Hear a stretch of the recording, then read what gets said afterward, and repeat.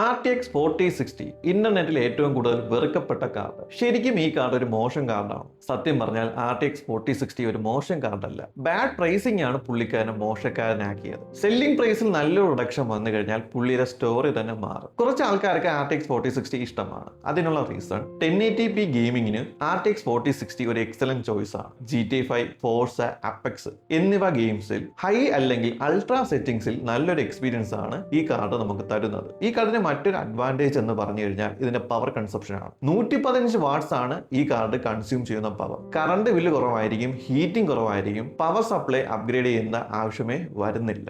Raw FPS മാത്രമല്ല RTX 4060 തരുന്നത്.